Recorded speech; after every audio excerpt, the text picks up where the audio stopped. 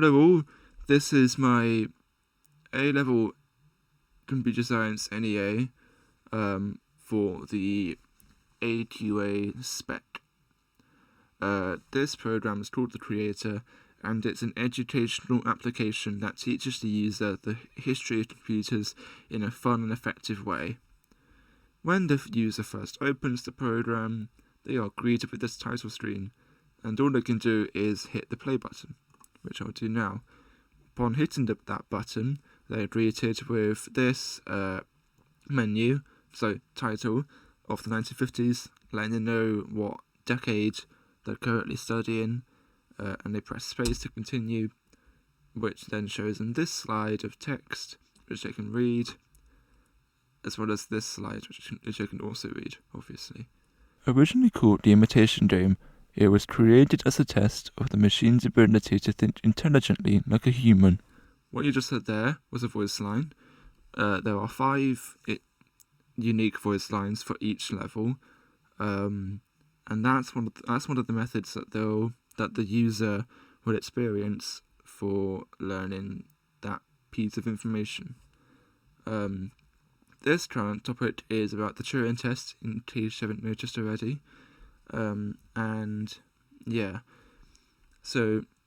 As an apprehension method is the voice lines, but also obviously they can appear as subtitles as well, which the player can read. What you'll also notice is I've put tooltips next to the player for those users who may be less technologically literate. So it gives them simple instructions on how to use the program. So A and D to move left and right. You can press escape to go to the pause menu. I'll get to that in a second. Or press this physical pause button. And so you can have to go to the blue to complete the level. I'll do that in a minute. I'm going to go over the pause menu now. Upon pressing return or the pause button, you're greeted with this. Again, a subtle reminder of what decade you're in. We've got a pause title there. We have a resume button, which takes you back to the level. We have a volume picker, not a slider, picker. So you can turn it down or up to the user's liking. I'm going to keep it as a 2 for now. This also affects the voice lines for each level and affects the jump, which I'll show you now. So that's at volume 2, and that's at volume 5. Oh, also notice how the players pause as well. So proper pause menu functionality right there. I'm just going to keep it as a 3 for the rest of the presentation. If I press restart, it takes me back to the start of the game. It works upon levels as well. So if I do that and then restart, back there. Anyway, we are going to continue. So this is only level 1. This tells you how to go left and right, escape, blue. So it goes to blue. We're now on level 2. And now it tells you how to jump. You can use W or space to jump.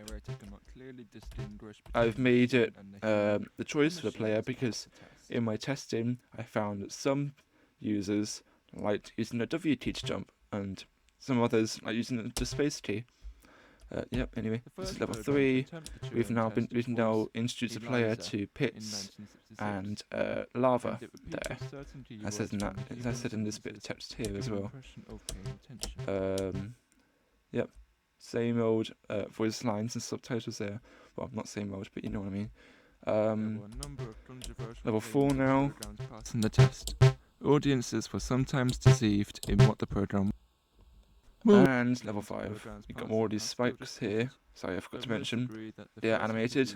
They are an instance of PyGame's sprite class, but the animation function was done by me in 2014 after fooling 33% of judges. Then, upon hitting this blue, the last blue thing, we see a quiz.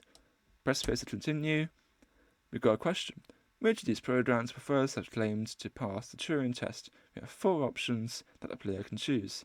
The correct option here would be Eliza, B. There you go. That's the correct answer.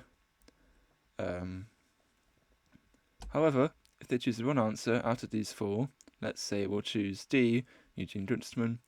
They get incorrect banner, and that's that. So yeah, that's my NEA program. Yeah, that's what I had to say really.